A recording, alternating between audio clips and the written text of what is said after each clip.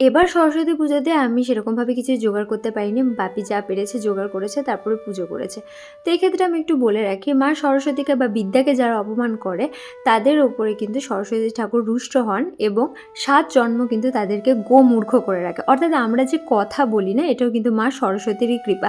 তাই যারা সরস্বতীকে এবং বিদ্যাকে অপমান করছেন তাদেরকে আমি একটা কথাই বলছি, এই যে ওষুধ খাচ্ছেন, এই যে ট্রেনে করে এদিক ওদিক যাচ্ছেন, এগুলো তো সব মা সরস্বতীরই দান। তাহলে আপনারা কেন এত গর্ব করে মা লক্ষ্মীকে উপরের আসনে বসিয়ে মা সরস্বতীকে এরকমভাবে অপমান করেন? যারা অপমান করেন তারা কিন্তু সতর্ক হয়ে থাকবেন। কারণ হচ্ছে প্রায় ৭ জন্ম কিন্তু আপনারা গোমূর্খ হয়ে জন্মাবেন। আর তারপরে এসেছিলাম ব্যারাকপুর হনুমান মন্দিরে পুজো দিতে। আর সেখানে প্রসাদও দিচ্ছিল লুচি, আলুর দম এবং পায়েস। সেগুলো খেয়ে ব্যারাকপুরের সরস্বতী ব্যাগ শপ বলে একটা দোকান রয়েছে, সেখানে গেছিলাম কিছু লেদারের ব্যাগটা কিনতে। তো কী ব্যাগ কিনলাম আসছে নেক্সট ভিডিওতে। কার ভিডিওটা ভালো লাগলো কমেন্টে জানিও। টাটা।